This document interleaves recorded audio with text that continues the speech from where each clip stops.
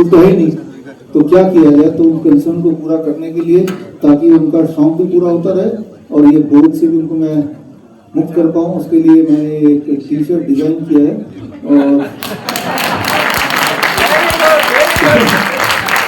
यानी कि परमानेंटली हो गया है ना, यूज तो कुछ है नहीं, और सिर्फ अगर आपको उसका शो पीस की तरह रखना है तो ये टी शर्ट 500 रुपए में मिल जाएगा हमारे वेबसाइट में। ज्यादा नेगोशिएट करेंगे तो थोड़ा पैसा 200 रुपए में कर देंगे। तो फिर now is the time for the book release, और हमारी बुक स्क्रीन प्लीज, हमारी बुक का रिलीज का समय हो गया। और बुक के रिलीज के लिए हमारे मिनिस्टर साहब यहाँ तो ऑलरेडी हैं, और बाकी हमारे डिग्निटरीज के लिए रचना को मैं Yes, sir. I would request Shri Kolse Patil ji, former High Court Judge, Mumbai, to please come up on the stage. I would also like to invite Shri R.R. Fulia ji, retired IAS officer, Chairperson and Vice Chancellor, Shri Chaudhary Devilal University, Hisar, to please come up on the stage. I would also like to request Shri Avinash Chandra ji, IPS, Director General of Police Fire Service UP, requesting Deepak Batra ji, Chairman Dr. BRC Hospital, Gurugram, to please come up on the stage. Mohit, Chairman Dr. BRC Hospital, Vistar Vatika, Gurugram. Vinod Mittal ji, Chairman, Founder Dr. BRC Medical Academy and Wellness.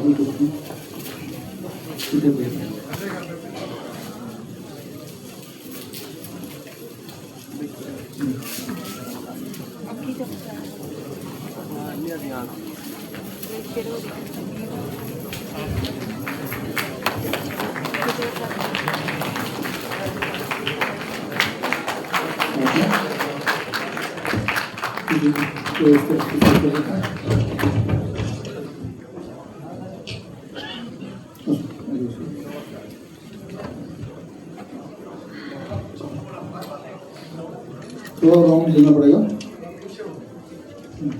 फिर पीछे हो गोल कर जो mobile वाले आगे जो ले रहे थोड़ा हैं फोटो साइड से ले लेना।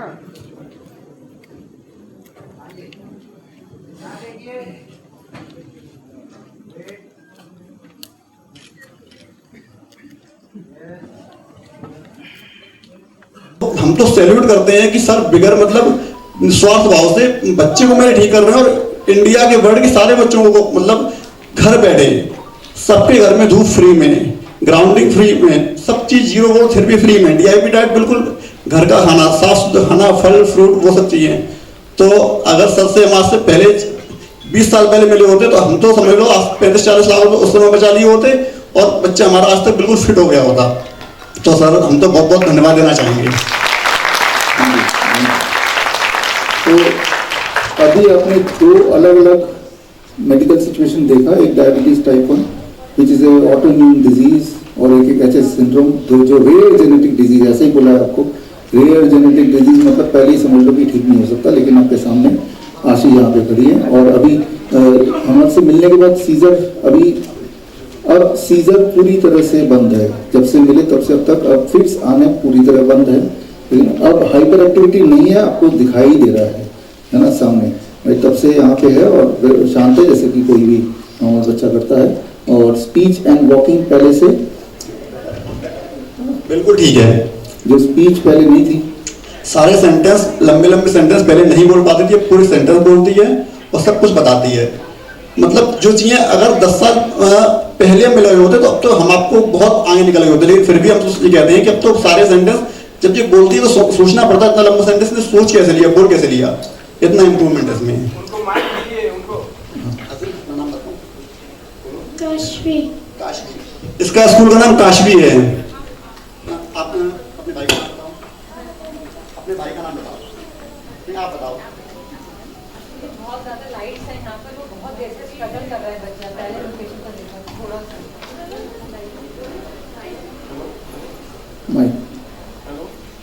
दूसरा माइक दो।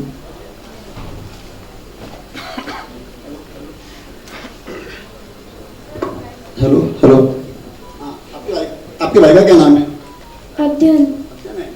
पहले मैं क्वेश्चन पूछता था, क्वेश्चन का जवाब नहीं देती थी।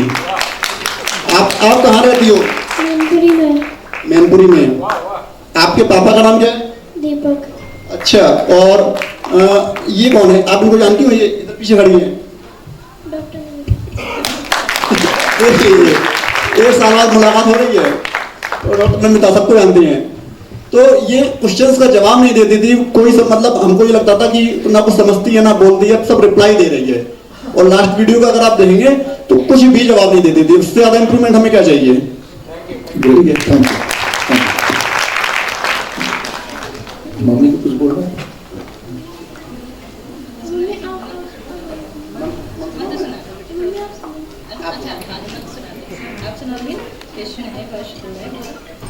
कृष्णाय वासुदेवाय कृष्णाय वासुदेवाय हरे हरे परमात्मने हरे परमात्मने प्रणता क्लेशनाशाय कृष्णाय गोविंदाय नमो नमः। Thank you. हम जितना मतलब कुछ कह नहीं सकते, हम वर्ड नहीं हमारे पास सबके लिए। बहुत ज़्यादा मतलब कुछ मतलब मेरी बेटी इतनी अच्छी हो गई है जो हम कल्पना नहीं कर सकते। बहुत ज़्यादा अच्छी हो गई है। आप ये समझिए कि बच्चा ठीक है, दोनों के दोनों बच्चे आपके सामने हैं, अपना काम छोड़ के यहाँ पे क्यों हैं? ये तो ठीक हो चुके हैं। एक ही मकसद है कि इस तरह के और भी बच्चे जो लोग लाइव देख रहे हैं तो वो भी ठीक हो सकते हैं। इस होप को उन पेरेंट्स में जगाने का मकसद से दोनों पेरेंट्स यहाँ पर हैं। बड़ी बात है। और इसके लिए श्लोक जो बच्चा सुना रहा है, ये सिर्फ हम पेरेंट्स के लिए सुना रहा है कि आप लोग उन पर फेथ करें। अगर वो ठीक हो सकती है तो सारे बच्चे ठीक हो सकते हैं। ये बहुत ही रेयर जेनेटिक डिसऑर्डर है। Thank you, thank you, thank you, thank you,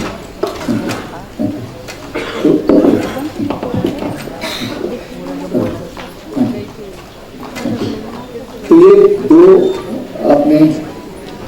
आपने केसेस देखे, दोनों अलग अलग केसेस हैं और दिखने में ऐसा लगेगा अभी भी हाँ, तो ये संस्था है, तो विश्वरूप एक संस्था है जो भारत के लिए समर्पित है।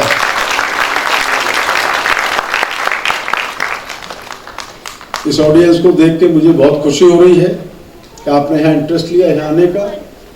मेरा नंबर एक बार आप चाहें लिख लें, 93508 60 93508 60 935 ऐसे करके नंबर है। और एक वीडियो उसमें भी डली हुई है डॉक्टर विश्वरूप के साथ में, आप उस पर जा सकते हैं। 24 घंटे में उपलब्ध हूँ। इसमें कोई शक नहीं है, एलोपैथ से किसी भी बीमारी का अंतिम रूप से इलाज नहीं हो सकता।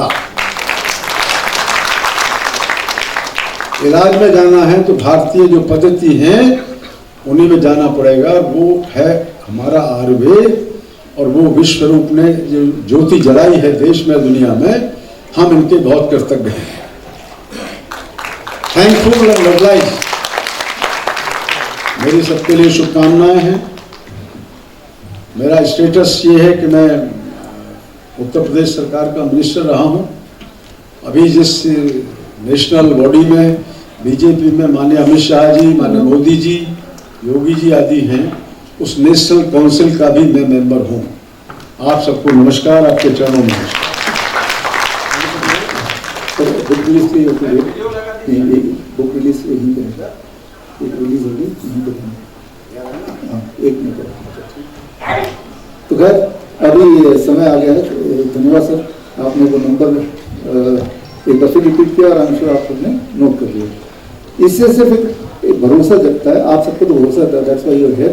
लेकिन आप में से अधिकतर क्लिनिशियन मेरे पास जो आप क्वेरी करते हैं कि सर पेशेंट आते हैं, सब कुछ सुनते हैं, लेकिन भरोसा नहीं करता। तो भरोसे को बढ़ाने के लिए सर जैसे महान इंसान की जरूरत पड़ेगी, और आज हमारे बोलने के आ गए, ये हमारे लिए बड़ी बात है।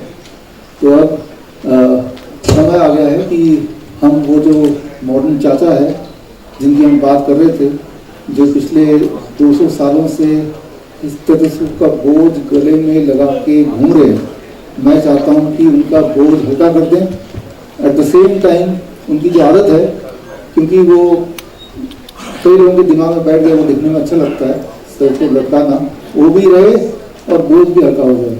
आपको समझना होगा स्टेथोस्कोप का जो वेट है दैट इज अबाउट 200 ग्राम्स, और 200-250 ग्राम का अगर बोझ सब गले में दिन भर रहता है तो उससे नेक पेन या इसे बोलते हैं एक बीमारी स्टेथोस्कोप नेक सिंड्रोम, करीब 60 to 70% डॉक्टर को अधिकतर हो ही जाती है, बिकॉज वो लटका के रहते हैं।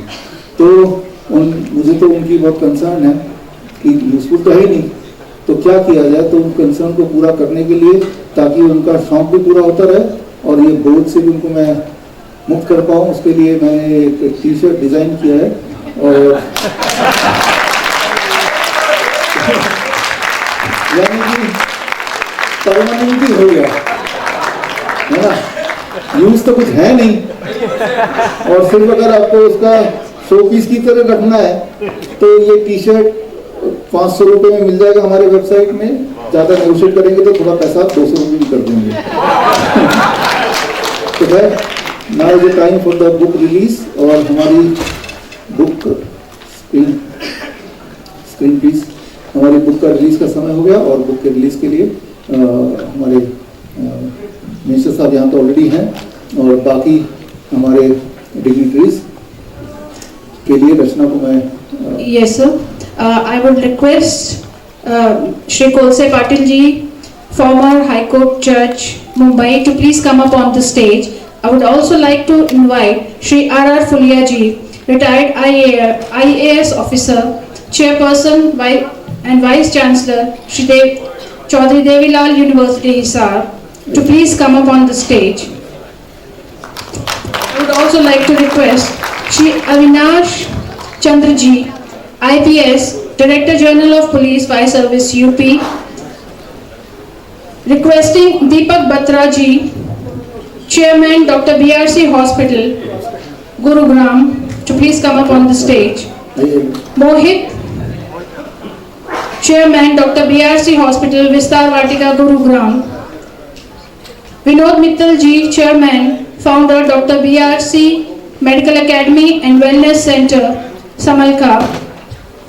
कि अभी हमने तमाम पेशेंट्स यहाँ पर देखे, ऑटिज्म के पेशेंट्स देखे हैं, बहुत सारे पेशेंट्स देखे हैं, लेकिन नेचुरोपैथी की बात हो, एलोपैथी की आयुर्वेद की बात हो, तो इसमें ज्यादातर ये कहा जाता है कि इसमें इमरजेंसी हैंडल नहीं हो सकती है, लॉन्ग टर्म चलने वाला ट्रीटमेंट है। आप इस पर क्या कहेंगे, और नेचुरोपैथी में या आयुर्वेद में या आपके पास क्या अल्टरनेटिव ट्रीटमेंट्स हैं इस चीज के इमरजेंसी को हैंडल करने के लिए?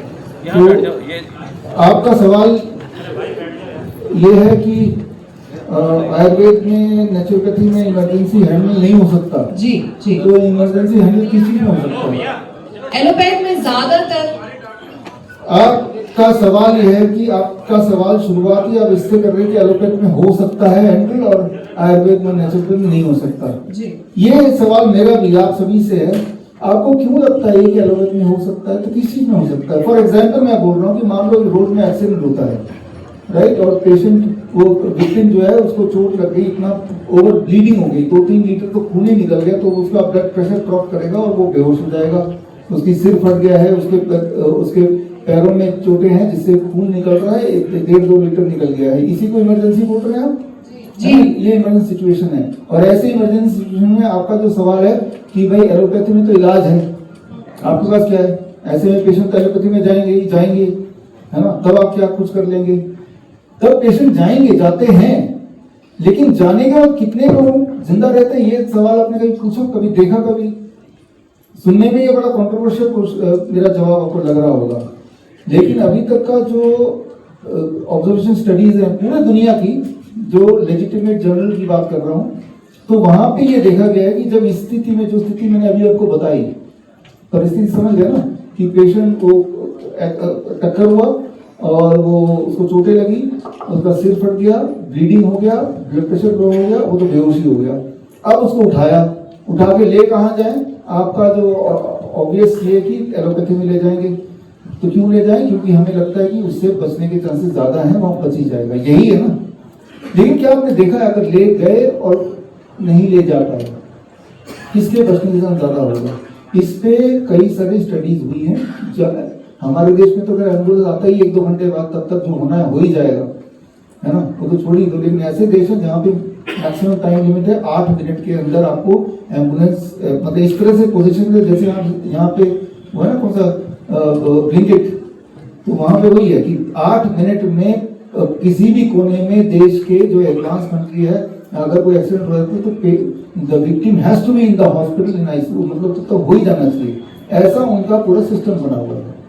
तो वो उन लोगों ने जब भी, और बहुत रिसेंट वाले भी हैं मेरे पास जनरल में, कि वे जब नहीं ले जा पाए या बहुत लेट ले जा पाए इन कंपैरिजन टू जब जल्दी ले जा पाए, तो ये देखा गया है कि जब जल्दी पेशेंट को ले जाते हैं, विक्टिम को, in this case injured victim को, जिनका ब्लड लॉस हो गया, तो उनके मरने के चांसेस उल्टा और बढ़ जाते हैं। It must be shocking to you, लेकिन बढ़ क्यों जाते हैं? इस पे इन्वेस्टिगेट किया, क्योंकि जब ले जाते हैं तो वो बेहोश पड़ा होता है, उसके एयरवे को फ्री करने के लिए इंट्यूबेशन करते हैं। ये इंट्यूबेशन का प्रोसेस होता है, वो प्रोसेस इस तरह से एक बैलूनिंग है, कुछ देर के लिए उसकी सांसें रुक जाएगी। एक तो पहले ही सांसें कम आ रही, कुछ देर के लिए रोक देंगे तो वो एक डिसएडवांटेज है। दूसरा, आईवी फ्लूइड चढ़ाते हैं, तो आईवी फ्लूइड चढ़ाते ही पूरा होमोस्टेसिस ऑलरेडी बिगड़ जाता है।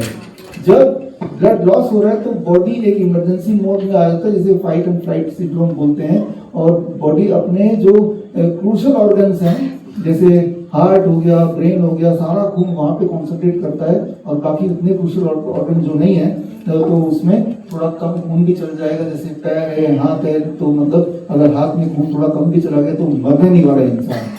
लेकिन जैसे आईवी फ्लूइड लगाते हैं तो वो जो बॉडी का जो इमरजेंसी सिस्टम काम कर रहा है उस इंसान को जिंदा रखने के लिए, वो स्विच ऑफ हो गया। तो ये बात समझनी पड़ेगी कि IV fluid itself can be a reason for the person जो अदरवाइज जिंदा रह जाता, in spite of the blood loss, वो जिंदा नहीं भी रह सकता है। तो इस तरह से जो इमरजेंसी में 2-4 चीजें की जाती हैं, तो जैसे मान लो ऑक्सीजन सिलेंडर लगाया जाता है, ये तीसरी चीज कर देते हैं, तो ये तीनों के कॉम्बिनेशन से वो इंसान को बचाना और मुश्किल हो जाता है। ये मैं तो बोल ही रहा हूँ, लेकिन ये जर्नल का रिपोर्ट है। पहली बात तो आपका जो सवाल का पहला पार्ट पढ़ा दीजिए कि एलोपैथी में ले जा सकते हैं। ले जा सकते हैं इसलिए क्योंकि वो ज्यादा हैं यहाँ पे। अगर कोई आयुर्वेद में ले जाना भी चाहेगा तो है ही नहीं ना, क्योंकि वो है नहीं तो लेके कैसे जाओगे आप, है ना। तो यहाँ का जो परिस्थिति ऐसी बनाई हुई है कि 99% of the budget is for allopathy, तो जाहिर सी बात है वो चीज हर जगह होगी। आप कुछ कर रहे हैं इस चीज के लिए? हाँ, अब आते हैं हमारे इस पे। हम ये कर रहे हैं कि handling emergency life support and pain management, इस पे हमने अभी ट्रेनिंग प्रोग्राम शुरू किया है। आप में से कुछ लोग तो यहाँ पार्टिसिपेंट भी आए हैं, ये लोग, है ना, और ऑनगोइंग है अभी ये। और ये ट्रेनिंग जो सेंटर है हमारा डॉक्टर बीआरसी मेडिकल एकेडमी, ये समाल खां में है। समाल खां के इस ट्रेनिंग सेंटर के जो चेयरमैन है विनोद बंसल। बड़े बड़े दिखने वाले जो मेडिकल इमरजेंसीज हैं उनके आसान असर होता है। तो यहाँ पे विनोद बंसल जी हैं और यही चेयरमैन है उस ट्रेनिंग सेंटर का। Thank you sir.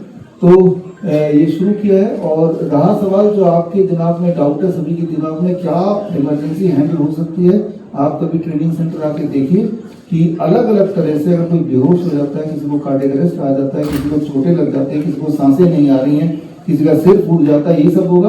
किसी को सीजर आ गया, फिक्स आ गया तो एलोपैथी वाले क्या करेंगे, वो इंतजार करेंगे कब खत्म हो। लेकिन हम क्या करेंगे, आप कोई भी तीखी चीज उसे जैसे सुनाएंगे फिट वहीं पे हॉल्ट हो जाएगा, इट हैज टू हॉल्ट। तो इतना ही तो बताना है। एलोपैथी वाला इंतजार करेंगे तो फिर जब खत्म होगा तब हम देखेंगे, हम तीखी चीज सुना देंगे, हॉल्ट हो जाएगा उसी वक्त। तो इस तरह से बड़े दिखने, जैसे मान लो कोई हार्ट अटैक होगा तो क्या करेंगे, उसी वक्त उसको अदरक चबाने को बोलेंगे, एंजाइना पेन धीरे धीरे कम चाहिए। These are all evidence based, है ना। इस तरह से हमने पूरे 52 अलग अलग मेडिकल कंडीशन के इमीडिएट प्रोटोकॉल हमने बनाया जो इमीडिएटली। और रहा सवाल ये कितना इफेक्टिव होगा, उसका एक नमूना मैं आपको बताना चाहता हूँ, आपको हैरानी होगी। डॉक्टर अंतिम जैन यहाँ पे हैं, भाग हैं, ठीक है, आप दे दीजिए। हाँ, तो खैर आने दीजिए उनको, फिर इस पर बात करेंगे आप कि ऐसे ऐसे इमरजेंसीज हैं जो एलोपैथी वाले कभी सोच नहीं सकते, और वो सर मेरा क्वेश्चन है, हाँ जैसा कि लोग भी समझ रहे हैं और लोगों को समझ भी आने लग गया है। मेरा नाम राजेश आ रहा है, मैं बड़े चलो न्यूज से हूँ। ऐसा लगने लगा है एलोपैथी लॉबी से आपका 36 का आंकड़ा हो गया है। इतनी बड़ी लॉबी है कि अच्छे खासे लोगों को इस लॉबी से पंगा लेने में डर लगता है। आपके ऊपर सुना है कई बार केसेस भी हुए हैं, आपको ये डर क्यों नहीं है? क्यों आप इस लॉबी से लगातार इस तरह का पंगा ले रहे हैं? देखिए, ये बात तो सच है कि allopathy lobby is the biggest lobby. अगर हम पावर की बात करें, पैसे की बात करें, सबसे बड़ी लॉबी तो है ही। लेकिन रोज रोज नहीं मरना ना, एक दिन तो मरना ही है सभी को, है ना। डर डर के रोज रोज क्यों मरना है ना, सही बात। दूसरी बात, जो लोग पंगा नहीं ले रहे हैं, मान लो जो लोग सच नहीं बोल रहे हैं, तो वो कौन सा हमेशा जिंदा रहने वाला है ना, वो तो मरने ही वाले हैं। और तीसरी बड़ी बात, क्या पता उन्हें ही डर लग रहा हो, कौन सी पोल का खोल गया आज, है ना। उनके भी दो ही हाथ है, दो पैर है, उन्हें भी भूख लगती होगी, है ना। तो उनके गलतियां तो उन्होंने की है। तो जो भी सच है वो लोगों तक पहुंचाना जरूरी है। और अभी तक भी हम जिंदा हैं तो कुछ अच्छे लोग रहे होंगे जिन्होंने समाज को इस लायक बनाया कि हम जिंदा हैं। तो आज का समाज तो हमारे हक में है, तो कुछ ना कुछ। डॉक्टर साहब, एक सवाल मेरा भी था। मैं सुमित आजाद, ग्लोबी न्यूज से। आपने 2021 में हिम्स हॉस्पिटल्स में कैंप लगाने शुरू किए थे। आजकल हम देख रहे हैं आपके वहां पर कैंप नहीं लगते हैं, क्या आपने हिम्स हॉस्पिटल छोड़ दिया है? देखिए, 2021 में hymns hospital and institute of integrated medical sciences की शुरुआत की थी मैंने आचार्य रमेश जी के साथ, इस सोच के साथ कि पेशेंट सेंट्रिक इलाज होना चाहिए।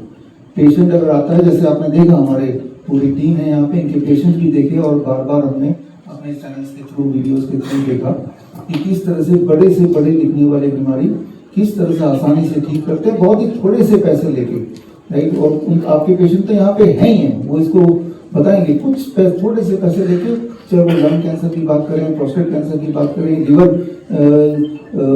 क्रॉनिक लिवर डिजीज की बात करें, वो यहाँ पे हैं। तो मंशा ये थी कि पेशेंट सेंट्रिक इलाज हो, एक जगह हो जहाँ पे वो आए और उनको हम जितना जरूरत हो उतना ही करें।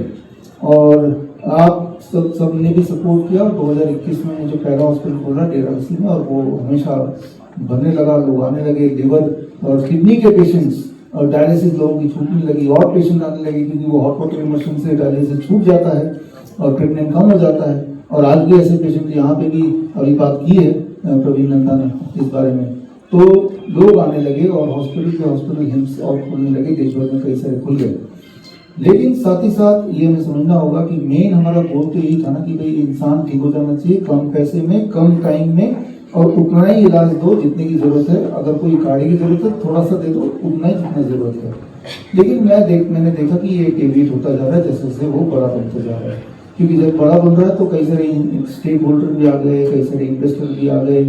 तो अब ध्यान पेशेंट सेंट्रिक से ज्यादा प्रॉफिट सेंट्रिक की तरफ बढ़ गया, है ना। तो ऐसे में उसको करना जरूरी था मेरे लिए। पहली बात कई कारणों से, एक बार पहला कारण तो ये कि भाई हर रात को शीशे पे अपने आप को तो देखना है एक बार, तो क्या बात है। दूसरा कारण तो मेरी पत्नी अभी है कि नहीं है तो बोल सकते हैं।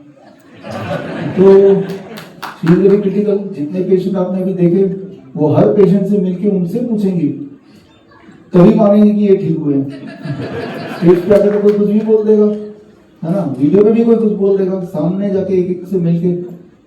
तीसरा, हमारे शुभ चिंतक, हमारे एडवाइजर आर पुलिया साहब या अविनाश जी या आशुतोष जी, जो कई सालों से हमारे साथ दे रहे हैं, इसीलिए साथ दे रहे हैं कि भाई हम वो बात करते हैं जिससे कुछ लोगों का कुछ भलाई हो जाए। तो उनको कैसे क्या वो दिखाएंगे। और फिर आप सब लोग की तरफ से भी तो ये आ रहा था ना, कि आ ही रहा था, सब देख लीजिए। अभी भी आज भी बोल रहे थे, तो हिम्स कोलकाता वाला बोल रहे थे एकदम, है ना। तो हमने अपनी कोशिश की कि भाई वो ठीक हो जाए, लेकिन अभी वो ठीक नहीं हो पाया।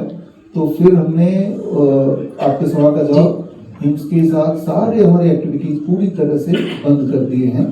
लेकिन सर वहाँ पर अभी तक आपका फोटो तो यूज होता है कुछ हिम्स हॉस्पिटल से, कुछ पोस्टर मैंने देखा, कुछ वीडियोस में भी। हाँ, अभी बंद किए हुए 2 महीने हुए हैं।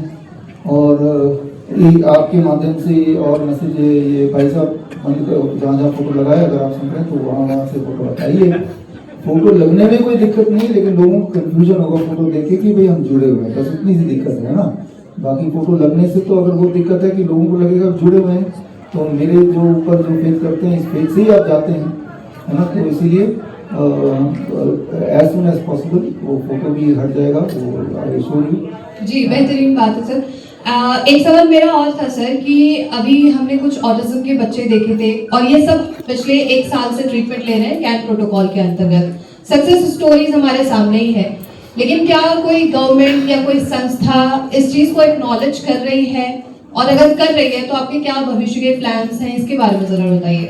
हाँ, ऐसे एक्नॉलेज कर रही है। अभी 17 तारीख को हमने खत्म किया मुजफ्फरनगर म्यूनिसिपल काउंसिल कॉर्पोरेशन जो गवर्नमेंट यूपी के अंदर आता है, उन्होंने एक ऑटिज्म फ्री मुजफ्फरनगर कार्यक्रम किया था, जिसमें 40 दिन इस तरह के बच्चों को कैंप प्रोटोकॉल में रखा। डॉक्टर नमिता इस प्रोजेक्ट को हेड कर रही थी, और उसके बाद 40 दिन बाद गवर्नमेंट के जो चीफ मेडिकल ऑफिसर हैं मुजफ्फरनगर म्यूनिसिपल कॉर्पोरेशन के, वो सारे उन बच्चों से मिलने आए जिन बच्चों के सेरेब्रल पाल्सी, देखिए 3-4 बीमारियों के नाम है जो कि न्यूरो डेवलपमेंटल डिसऑर्डर है। एडीएचडी मतलब कि बंदर का आत्मा इंसान की बॉडी, ऑटिज्म मतलब 10 साल का बच्चा, ब्रेन 2 साल का। एक तीसरा है सेरेब्रल पाल्सी। सेरेब्रल पाल्सी का मतलब कि ब्रेन बिल्कुल सही लेकिन बॉडी साथ नहीं दे रही। अब मैं हाथ उठाना चाहता हूँ लेकिन मेरा बॉडी सिग्नल नहीं पहुंचा रहा, तो मेरा हाथ ऐसे ही रहेगा। मैं बोलना चाहता हूँ, सिग्नल नहीं पास हो रहा तो मेरा मुंह नहीं खुलेगा। सिर्फ ब्रेन जानता है लेकिन ब्रेन वो काम बॉडी से नहीं करा पा रहा है, तो इसे कहते हैं सेरेब्रल पाल्सी। सेरेब्रल पाल्सी के जो बच्चे होते हैं वो ऐसे नहीं बैठ सकते, उनको ऐसे चेयर से बांध के रखना पड़ता है, नहीं तो गिर जाएंगे, क्योंकि उनका ब्रेन तो अच्छा है, उनका पढ़ने में बड़े अच्छे हैं वो, तो वो ऐसे बैठेंगे, खाना भी मुंह के अंदर डालना पड़ेगा क्योंकि मुंह तो चलेगा ही नहीं। तो that is called cerebral palsy. वो पार्शियल होता है, कंप्लीट होता है। तो ये 3-4 तरह के बच्चों को हमने लिया, उनको कैंप प्रोटोकॉल में 40 दिन के लिए रखा, और 40 दिन बाद 17 जुलाई को एक प्रेस कॉन्फ्रेंस किया। उस प्रेस कॉन्फ्रेंस में थोड़ा सा चेयर हटा देंगे तो थोड़ा सा आप 1 मिनट का है। चीफ मेडिकल ऑफिसर मुजफ्फरनगर का, उनका वक्तव्य क्या था यहाँ पे आप देख लीजिए। हाँ, देखिए इसमें मेनली जो हमें आप ट्रीट कर रहे हैं न्यूरोलॉजिकल डिसऑर्डर्स से रिलेटेड है, सेरेब्रल पाल्सी, ऑटिज्म और एडीएचडी। उसमें सेरेब्रल पाल्सी में बच्चे को चलने में प्रॉब्लम आती है, बात करने में प्रॉब्लम आती है, तो सारी चीजों में इम्प्रूवमेंट आ रहा है, सारी चीजें बेहतर हो रही हैं। अटेंशन प्रॉपरली दे पाता है बच्चा, ऑर्नामेंट में आई कॉन्टेक्ट बेहतर कर पाता है, और इवन लर्निंग प्रोसेस भी उसकी बेटर होती है। ग्रेजुअली सारा ओवरऑल इम्प्रूवमेंट होता है न्यूरोलॉजी में। तो हम कितने समय में हो पाया? ये 1 महीने में इम्प्रूवमेंट है 30 to 40%, और बाकी जो है मैं उम्मीद करता हूँ वैसे तो 3-4 महीने में 100% हो जाना चाहिए, लेकिन इन्हें 1 साल तक इसको कंटिन्यू करना है। तो ये आपके सवाल का जवाब है। पियासी सर, मेरा नाम आशीष है, मैं HS24 न्यूज से हूँ। सर इधर सर मैं HS24 न्यूज से हूँ। आपने एलोपैथिक डॉक्टर्स का जो सबसे बड़ा हथियार और पहला हथियार है स्टेथोस्कोप। हाँ सर, सवाल। सर मेरा नाम आशीष, मैं HS24 न्यूज से हूँ। जो एलोपैथिक डॉक्टर्स का सबसे पहला और सबसे बड़ा हथियार वो मानते हैं स्टेथोस्कोप, उसको चैलेंज कर दिया। उसको चैलेंज करने के बाद सर उसी के नाम का अवार्ड निकाल रहे हैं, उसका मजाक उड़ा रहे हैं, और उसके बाद ये भी कह रहे हैं कि हम उसका सम्मान करते हैं। सर समझ नहीं आया किसका सम्मान करते हैं? स्टेथोस्कोप। हाँ, अवार्ड भी निकाला सर पहला उसका। हाँ देखिए, ये जो स्टेथोस्कोप है ना, ये हमने, ये तो खैर वुडन है, राइट। जो पहला जिन्होंने निकाला था ये इन्वेंटर, उनका इंटेंशन सही था कि अगर दिल की धड़कन सुन पाते हैं तो क्या पता बहुत सारे प्रॉब्लम सॉल्व हो जाए। ये उस जमाने की बात है 200 साल पहले, जब understanding about the human body बहुत मामूली थी। लेकिन आज के टाइम पे अल्ट्रासाउंड और बाकी और चीजें आ गई हैं, और तब हमें धीरे धीरे पता चल रहा है कि अल्ट्रा ये जो स्टेथोस्कोप से जो सुनाई देता है वो कितना सच है कितना झूठ है, ठीक है। तो ये सिंबल बन गया है ह्यूमैनिटी के लिए, ये वाला स्टेथोस्कोप जो गले में लटकाते हैं, और इसको भूल चुके, इसके इंटेंशन को भूल चुके हैं, ठीक है ना। तो हम इससे इसकी शुरुआत वाली जर्नी भी याद दिलाना चाहते हैं।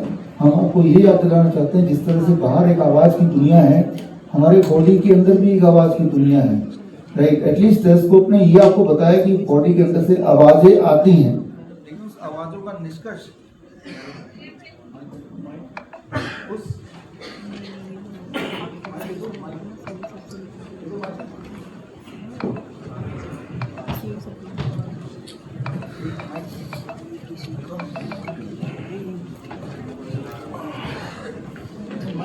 माइक